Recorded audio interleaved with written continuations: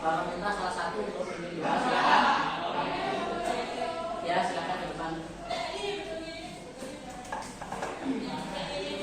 Silakan semua anak-anak berdiri, kita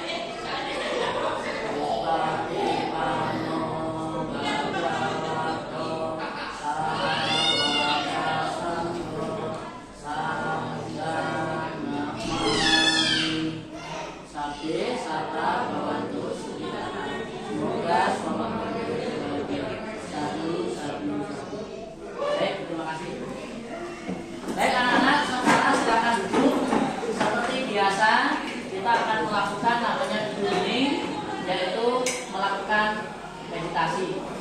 Ya, silakan anak-anak memosisikan diri, duduk dengan hening, kita akan meditasi bersama-sama.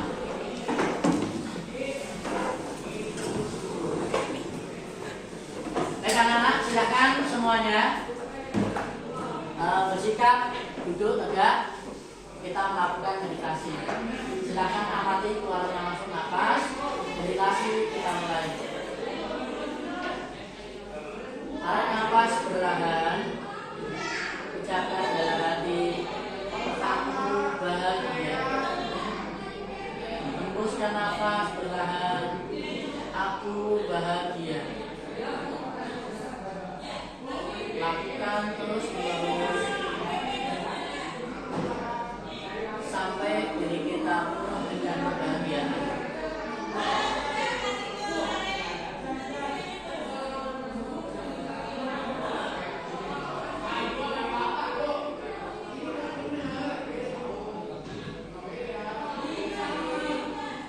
Meditasi selesai. Sabe sata bhavantu sukhitata. Semoga semangat berbahagia. Sadu. Apa kabar semuanya? Sehat? Sehat. Oke, semuanya sehat. Ada yang sakit hari ini? Oke, berarti semuanya sehat semua. Baik, anak-anak, sebelum kita mulai belajar, Bapak akan melakukan asumsi, ya. Hari ini hadir semua? Hadir semua ya? Oke. Baik, semuanya hadir. Oke, baik, terima kasih. Saya sangat senang sekali hari ini semuanya hadir untuk mengikuti pembelajaran agama Buddha pada kesempatan hari ini. Ingat pelajaran minggu lalu? Pelajaran tentang apa? Kerajaan apa kemarin? Kerajaan apa? Ingat? Pertama kita sudah belajar namanya pelajaran Mataram Kuno. Terus yang kedua kerajaan apa? Sriwijaya, betul. Jadi minggu yang lalu kita belajar tentang kerajaan Sriwijaya. Kita ingat bahwa kerajaan Sriwijaya adalah kerajaan nasional pertama. Karena apa? Karena wilayahnya luas dan termasuk perkembangan agama Buddha yang paling besar. Ya. Baik anak-anak sekalian, pada pembelajaran hari ini adapun tujuan pembelajaran hari ini, ya, kita bisa perhatikan di depan tujuan pembelajaran hari ini. Tujuan pembelajaran hari ini yang harus kita capai, yang pertama adalah menunjukkan sikap ingin tahu terhadap sejarah penyiaran agama Buddha zaman penjajahan dan kemerdekaan dengan tepat, sehingga kita bisa tahu perkembangan agama Buddha setelah runtuhnya Majapahit itu seperti apa dan setelah kemerdekaan itu seperti apa. Lalu mendeskripsikan sejarah penyiaran agama Buddha pada zaman penjajahan dengan tepat. Ya. Selanjutnya mendeskripsikan sejarah penyebaran agama Buddha pada zaman setelah kemerdekaan. Jadi setelah kemerdekaan itu agama Buddha itu seperti apa? Menjelaskan peranan tokoh-tokoh pejuang agama Buddha masa sebelum dan setelah kemerdekaan dengan tepat. Jadi peranan tokoh-tokoh agama Buddha itu bagaimana dalam perkembangan agama Buddha, ya. Yang kelima adalah menceritakan kembali sejarah penyiaran agama Buddha pada zaman penjajahan dan setelah kemerdekaan dengan tepat. Ya, ini nanti cakupan yang harus kita pelajari. Jadi Bapak berharap semua anak-anak nanti mengetahui cakupan materi ini, tujuan pembelajaran pada hari ini. Oke, nah minggu lalu Bapak sudah tentukan kelompoknya, ya. Hari ini udah kelompok? Sudah, ini udah kelompok masing-masing. Oke, baik. Nah, sekarang silakan duduk sesuai kelompoknya. Silakan duduk sesuai kelompoknya. Ya, sesuai kelompoknya. Silakan duduk sesuai kelompoknya yang kemarin minggu lalu Bapak bagikan, ya. Silakan.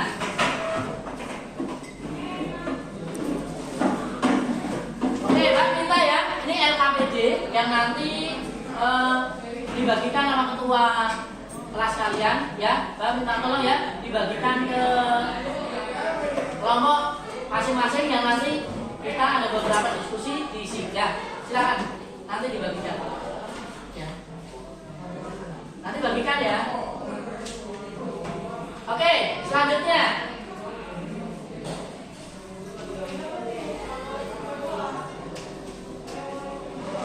Oke, sekarang coba perhatikan gambar di sini, ya semua kelompok. Kira-kira ini adalah peta kerajaan mana ini? Ya, kerajaan Majapahit. Kalau kita melihat wilayah ini seperti kayak Indonesia sekarang, tetapi lebih luas, ya, karena cakupannya pada waktu itu bisa sampai Singapura, Malaysia, Filipina, Majapahit, ya. Nah, agar kita lebih paham, silakan diperhatikan video ini. Silakan disimak ya.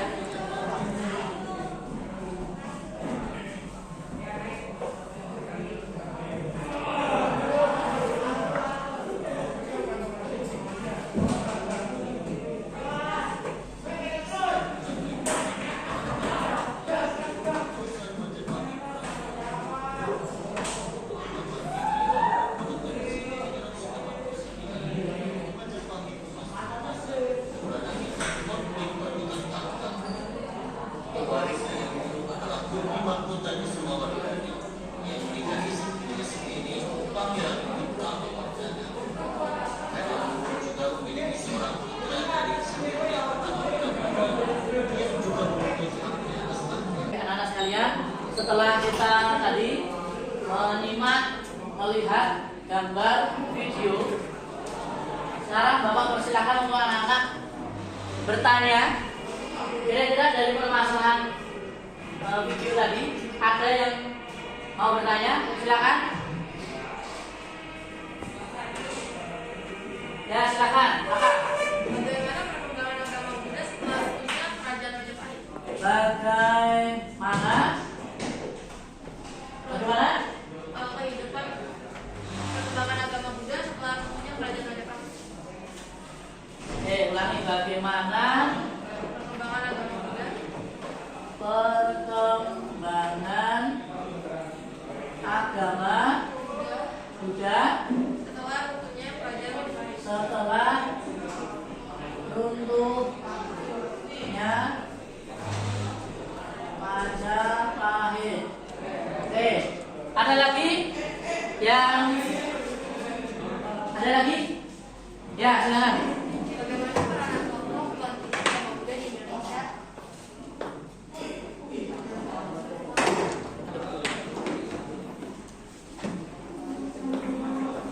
Bagaimana peranan tokoh apa? Kebangkitan agama Buddha. Peran tokoh kebangkitan agama Buddha di Indonesia. Oke, ada lagi? Ada lagi? Ya, silakan. Bagaimana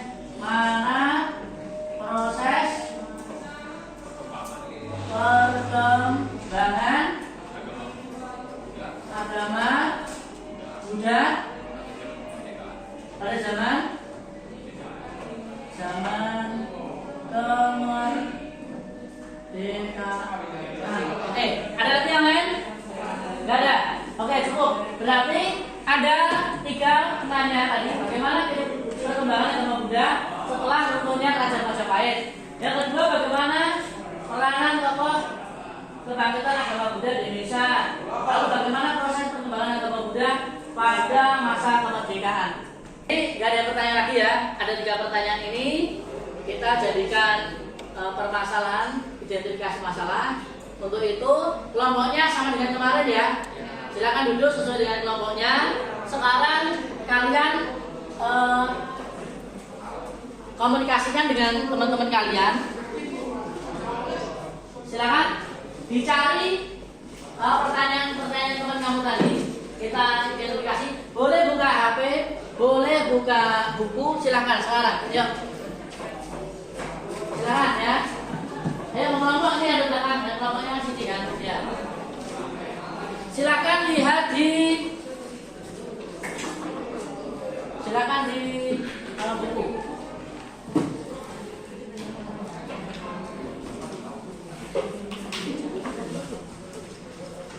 Oke.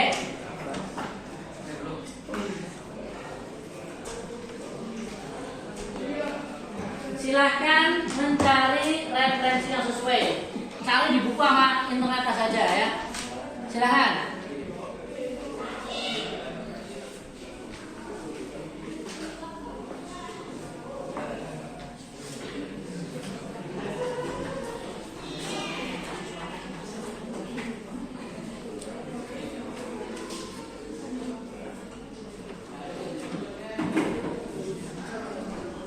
Boleh dari internet ya. Ada yang punya kendala? Boleh tanyakan ke Bapak. Lampunya ngopi kemana bisa? Oke, lampu yang lain?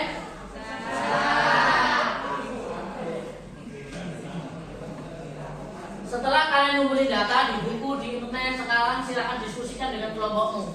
Kira-kira sesuai enggak? Ya. Ketika mencari di internet, Bapak kasih tahu. Jangan hanya percaya di salah satu sumber saja, cari sumber yang lain yang terpercaya ya. Ya, silakan dicari.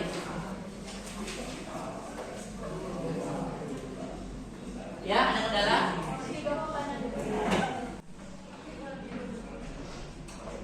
Silakan ya, diskusikan ya sama kelompok kalian sesuai enggak?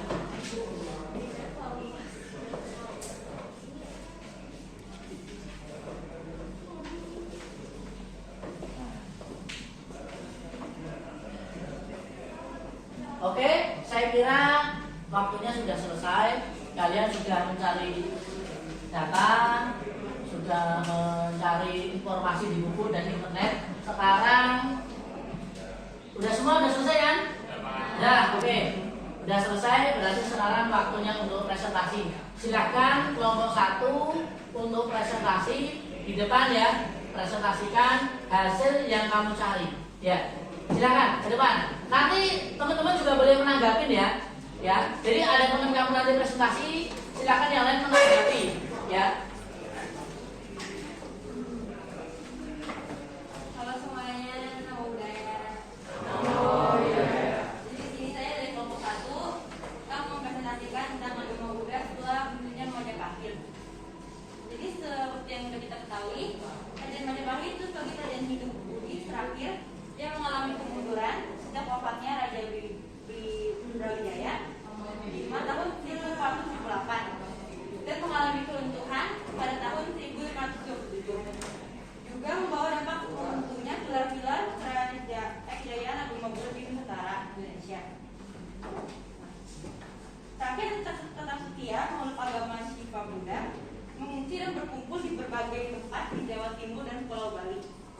Sebuah perpustakaan klasik mengatakan bahwa agama Buddha di Indonesia akan tertidur dalam ancaman dan akan bangkit kembali. Ya, sudah dari kelompok kami. Ada yang mau bertanya? Silakan yang lain menanggapi. Ya. Bagian perhimpunan filosofi itu apa? Jadi tujuan dari filosofi ini tuh mempelajari inti kebijaksanaan semua agama dan untuk menciptakan inti persaudaraan yang universal. Mengajarkan pula kebijaksanaan dari agama Buddha, di mana memandang berbeda agama juga mempelajari agama Buddha. Dari ceramah-ceramah dan meditasi agama Buddha yang diberikan di Logi Filosofi di Jakarta, Bandung, Medan, Jakarta, dan Surabaya dan sebagainya, agama Buddha mulai dikenal, dipelajari dan dihayati. Dari sini lahirlah penganut agama Buddha di Indonesia. Yang setelah Indonesia merdeka, mereka menjadi pelopor kebangkitan kembali agama Buddha di Indonesia. Sekian dari saya. Ya, terima kasih. Nomor 1 saya tadi sudah menyampaikan, yaitu berkenaan dengan agama Buddha. Ketika runtuhnya Majapahit tadi sudah dijelaskan bahwa setelah kerajaan Majapahit runtuh, agama Buddha itu sudah nggak terdengar lagi, artinya tertidur. Ya, kenapa? Karena ada faktor beberapa hal. Satu tadi disampaikan berkembangnya agama Islam. Yang kedua, ada ajaran-ajaran yang melenceng sehingga banyak agama Buddha yang meninggalkan agama Buddha, dan mereka banyak yang pergi ke daerah tertentu seperti di Jawa Timur dan daerah Bali ataupun Lombok. Itu sisa-sisa dari kerajaan Majapahit. Baik, terima kasih. Selanjutnya kelompok 2. Mana kelompok 2? Oke, siap. Silakan. Silakan presentasikan, nanti teman-teman juga nanggepin juga ya. Agak maju aja sini. Ya. Halo semuanya, nama saya. Saya dari kelompok 2. Saya ingin mempresentasikan agama Buddha pada zaman kemerdekaan. Pada zaman kemerdekaan, perkembangan agama Buddha dimulai kembali seiring dengan munculnya kembali organisasi Buddhis yang bergerak dalam bidang sosial kemasyarakatan. Perjalanan perkembangan agama Buddha dan pembentukan organisasi umat Buddhis di Indonesia pada zaman kemerdekaan untuk lama diwarai oleh perbedaan pendapat dan pandangan di kalangan para pemimpin umat Buddhis sehingga menimbulkan gejolak di tanah air juga berdirilah beragam organisasi yaitu Gabungan Tri Dharma Indonesia atau GTI, dua Persaudaraan Masa Pemuda Indonesia atau PPI, 3 Perhimpunan Buddhis Indonesia atau Perbudi, 4 Sangga Suci Indonesia, 5 Musyawarah Umat Buddha seluruh Indonesia atau MUBS, 6 Buddhis Indonesia.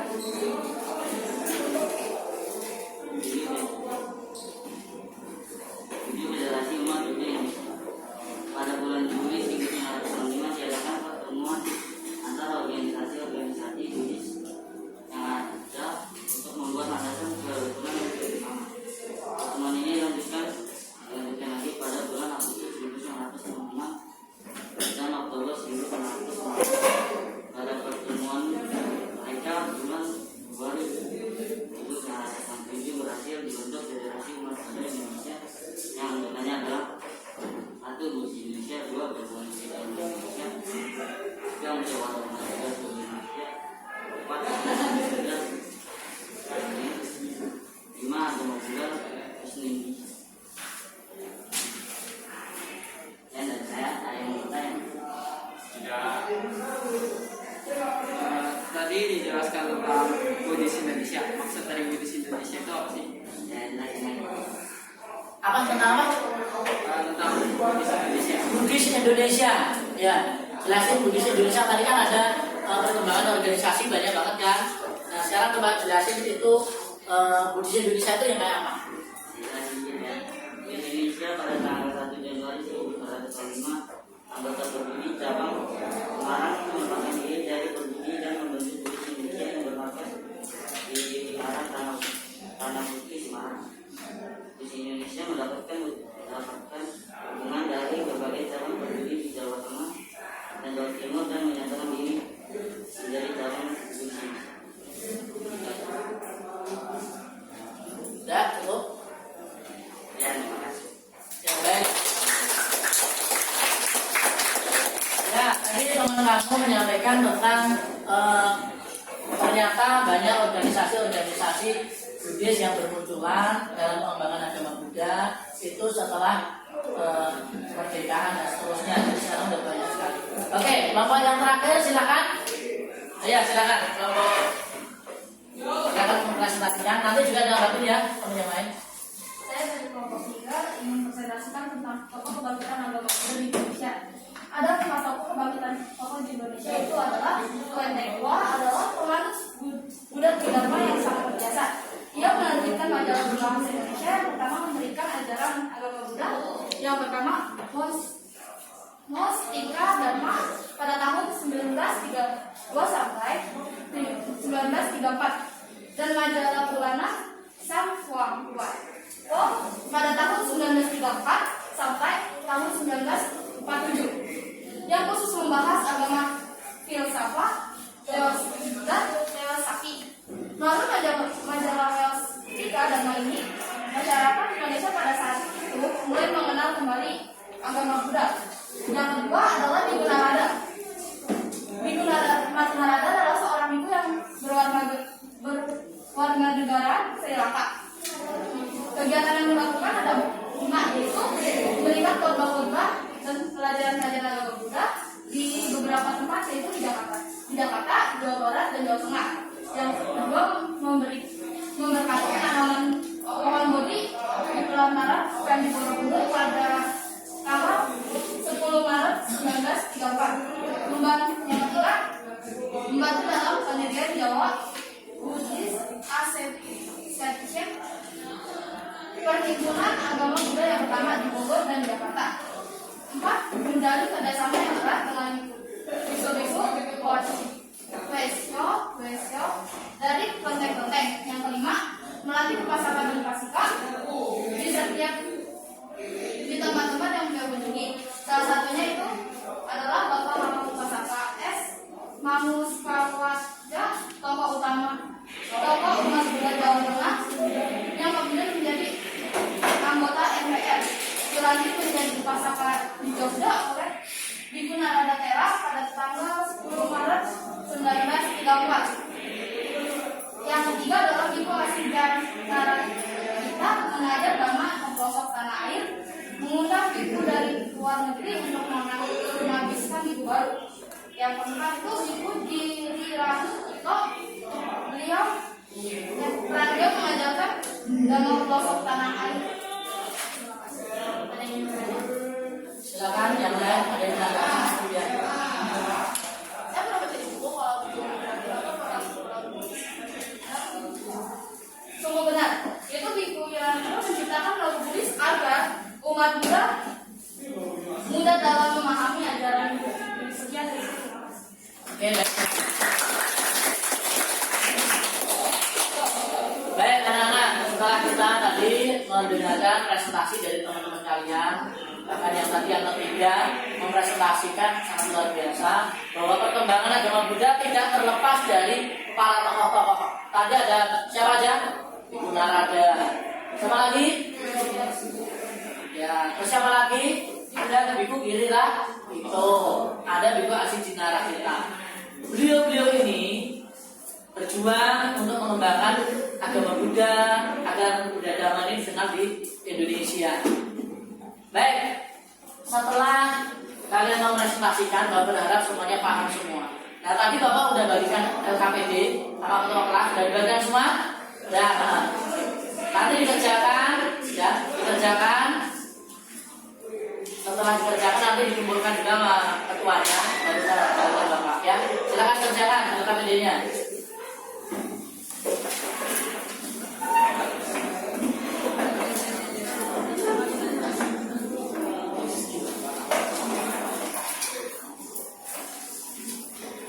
Selesai, nanti kumpulkan sama ketuanya ya. Nanti kumpulkan ketua kelasnya, nanti bawa nilai. Baik anak-anak, hari ini kita belajar tentang sejarah perkembangan agama Buddha. Siapa yang membantu Bapak atau kita semua menarik kesimpulan dari pembelajaran hari ini? Saya. Oke, siap? Apa? Jadi kesimpulan yang bisa dapat saya simpulkan dari hasil presentasi tersebut adalah setelah kedudukan kerajaan Majapahit, agama Buddhis mulai tidak terdengar atau lalu pada zaman kemerdekaan mulainya bermunculan organisasi Buddhis. Lalu bermunculnya tokoh-tokoh Buddhis yang berperan dalam penyebaran agama Buddha di Indonesia. Ya, terima kasih. Ya, jadi coba kita merefleksikan bahwa pembelajaran hari ini tentang penyiaran agama Buddha pada zaman masa penjajahan dan kemerdekaan ini, ternyata kalau kita bicara dulu, kita pelajaran awal itu ada sejarah Mataram kuno. Ternyata agama Buddha mulai mengalami penurunan juga. Akhirnya kerajaan Sriwijaya juga hancur juga.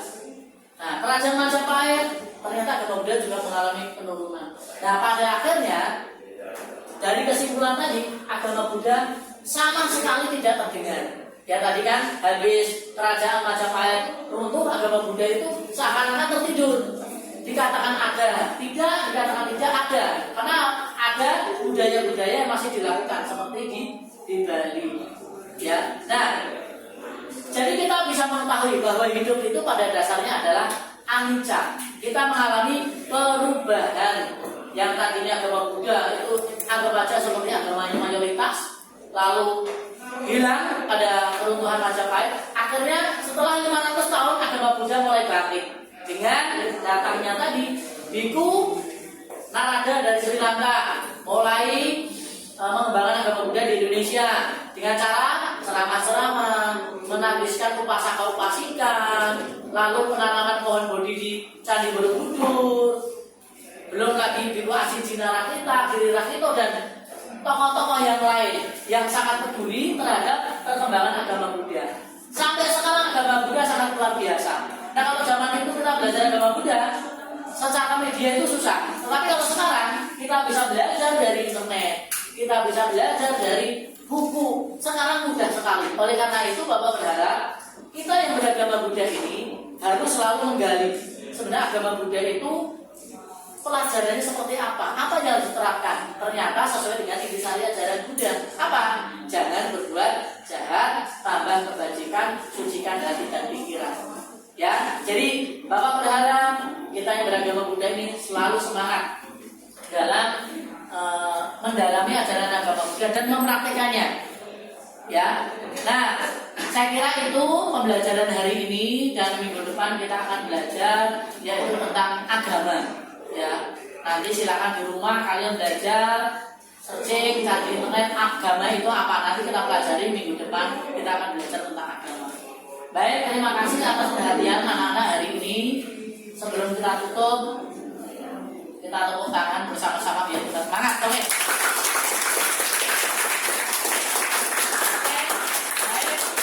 Terima kasih atas perhatian hari ini. Kita belajar serius, anak-anak fokus, menggali informasi, dan anak-anak ternyata tidak bosan seperti biasanya. Baik, terima kasih. Sebagai penutup, Bapak minta ditutup nama-nama. Siapa yang bertugas? Oke, silakan. Silakan semuanya mempersiapkan diri. Kita berdoa. Kita tutup pendidikan agama Buddha pada hari ini.